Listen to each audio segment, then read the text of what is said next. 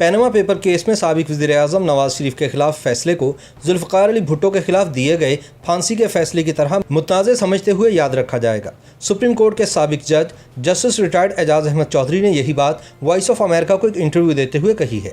सन 2015 में रिटायर्ड हो जाने वाले जस्टिस एजाज अहमद ने जस्टिस काजी फाइज ईसा के खिलाफ रेफरेंस पर भी बात की और इसे एक ऐसा वाक़या करार दिया जिससे पता चलता है कि किस तरह खुफिया एजेंसीज जजेस की तैनाती और फरागत में मुदाखलत करती हैं। उन्होंने कहा कि सन 2014 में इस्लामाबाद के धरने में पाकिस्तान तहरीक इंसाफ के साबिक रहनुमा मखदूम जावेद हाशमी ने दावा किया था कि सुप्रीम कोर्ट के जरिए नवाज शरीफ को इक़्तिदार से बाहर कर दिया जाएगा। उनका कहना था कि ये सुनकर सुप्रीम कोर्ट के जजेस हैरान रह गए, क्योंकि उस वक्त जस्टिस नासिरुल मुल्क चीफ जस्टिस पाकिस्तान थे और वो एक अपराइट आदमी समझे जाते थे। ताहम बाद में सुप्रीम कोर्ट ही थी जिसने बिलाखिर नवाज शरीफ को सन 2018 में पैनमा पेपर केस में नाअहल करार देकर वजारत उज़्मा के ओहदे से बरतरफ कर दिया। जब इनसे पूछा गया कि क्या पैनमा पेपर्स केस का फैसला दुरुस्त था, तो साबिक जज ने कहा कि सुप्रीम कोर्ट के बहुत से ऐसे फैसले हैं जिन्हें अवाम कबूल नहीं करते और वह कहते हैं कि ये फैसला दुरुस्त नहीं था। मसलन जुल्फ़िकार अली भुट्टो की फांसी। इसलिए मैं समझता हूँ कि नवाज शरीफ की वजारत उज़्मा से नाअहली का केस भी ऐसा ही एक मामला था। बहुत सारे सुप्रीम कोर्ट के फैसले हैं जिनको लोगों ने तस्लीम नहीं किया अच्छे दिल से और उन्होंने कहा कि ये फैसले जो है दुरुस्त नहीं है।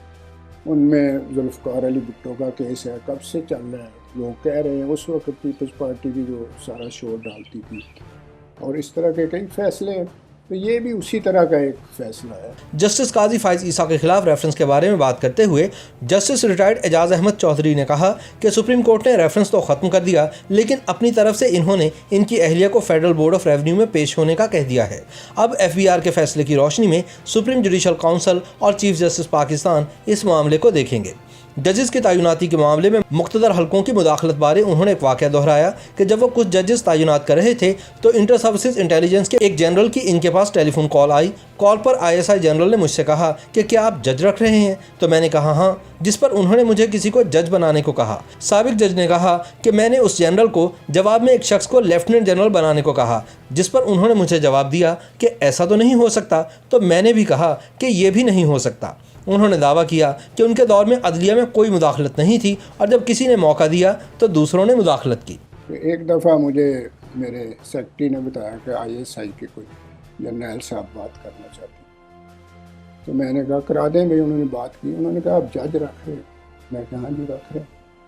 उन्होंने कहा फ़लाँ आदमी को भी जज बना दें। मैंने उनको कहा कि आप लेफ्टिनेंट जनरल बनाते हैं? बनाते। तो मैंने कहा फिर मेरा भी एक लेफ्टिनेंट जनरल बना दो। उन्होंने कहा ये तो नहीं हो सकता। तो मैं कहा यहाँ हम हैं बेहतर।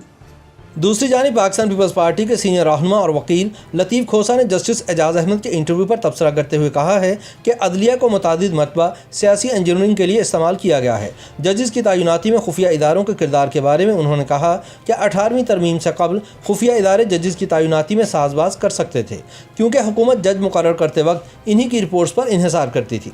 दूसरी जानिब मुस्लिम लीग नून हुकूमत में मुशीर कानून रहने वाले बैरिस्टर ज़फ़रुल्लाह खान का कहना है कि पैनमा पेपर्स केस का फैसला इंसाफ के कुदरती उसूलों के खिलाफ है। उनका मजीद कहना था कि यह अपनी नौइयत का पहला फैसला है जिसकी कोई मिसाल नहीं मिलती, जिसमें हुकूमत के सरबराह को इस अंदाज में नाअहल करार दिया गया हो। याद रहे कि 28 जुलाई सन 2017 को जस्टिस आसिफ सईद खोसा की सरबराही में कायम सुप्रीम कोर्ट के 5 रुकनी लार्जर बेंच ने शरीफ खानदान के खिलाफ पैनमा पेपर्स केस का फैसला सुनाते हुए मुत्तफ़िका तौर पर वज़ीर-ए-आज़म नवाज शरीफ को नाअहल करार दे दिया था।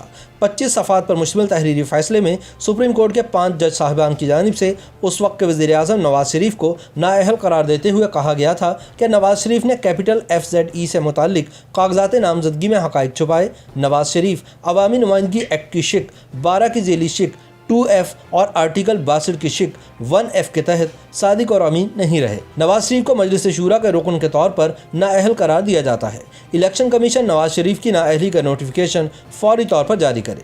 नोटिफिकेशन जारी होने के बाद नवाज शरीफ वज़ीर-ए-आज़म नहीं रहेंगे। 23 दिसंबर सन 2018 को इस्लामाबाद की एहतसाब अदालत ने अल अज़ीज़िया स्टील मिल केस में साबिक वज़ीर-ए-आज़म नवाज शरीफ को 7 साल कैद, 10 साल के लिए किसी भी अवामी ओहदे पर फाइज होने पर पाबंदी, इनके नाम तमाम जायदाद जब्त करने का फैसला दिया और साथ साथ तकरीबन 4.25 अरब रुपए का जुर्माना भी आयद किया गया, जबकि फ्लैगशिप इन्वेस्टमेंट रेफरेंस में इन्हें बाइज्जत बरी कर दिया गया। बाद 6 जुलाई सन 2019 को साबिक वज़ीर-ए-आज़म की साहबजादी और मुस्लिम लीग नवाज की नायब सदर मरियम नवाज ने लाहौर में प्रेस कॉन्फ्रेंस करते हुए इल्ज़ाम आयद किया था कि पनामा मुकदमे में नवाज शरीफ को जेल भेजने वाले जज अरशद मलिक पर नामालूम अफराद की तरफ से दबाव था। मरियम नवाज ने प्रेस कॉन्फ्रेंस में अरशद मलिक की खुफिया वीडियो भी जारी की, जिसमें अरशद मलिक ये एतराफ़ करते दिखाई दिए कि अल अज़ीज़िया रेफरेंस केस में नवाज शरीफ को सज़ा उन्होंने अपनी एक नाजेबा वीडियो के ज़रिए ब्लैकमेल किए जाने की वजह से सुनाई। अरशद मलिक ने एतराफ़ किया कि वो वीडियो में गैर इखलाकी हालत में थे, ताहम उनका दावा था कि उन्हें नशावर अद्वियात देकर ट्रैप किया गया और फिर इनकी वीडियो बना ली गई, जिसकी बुनियाद पर इन्हें ब्लैकमेल किया गया। इस वीडियो में नजर आने वाले जज अरशद मलिक ने नून लीगी कारकुन नासिर भट्ट को बताया कि मियां नवाज शरीफ के साथ ज्यादती हुई है, फैसले के बाद से मेरा ज़मीर मुझे मुलामत करता है और रात को डरावने ख्वाब आते हैं, लिहाजा नवाज शरीफ तक ये बात पहुँचाई जाए कि इनके केस में झोल हुआ है। जज अरशद मलिक ने यह भी एतराफ़ किया कि नवाज शरीफ के खिलाफ एक धेले की मनी लॉन्ड्रिंग का भी सबूत नहीं था। वाज़ेह रहे कि जज अरशद मलिक की मुबैना गैर इखलाकी वीडियो उस वक्त बनाई गई थी जब वो मुल्तान में बतौर एडिशनल डिस्ट्रिक्ट एंड सेशन जज जिम्मेदारियां सरअंजाम दे रहे थे। बाद इसी वीडियो की बुनियाद पर अरशद मलिक के खिलाफ तदीबी कार्रवाई की गई और लाहौर हाई कोर्ट ने इन्हें ओहदे से बरतरफ कर दिया।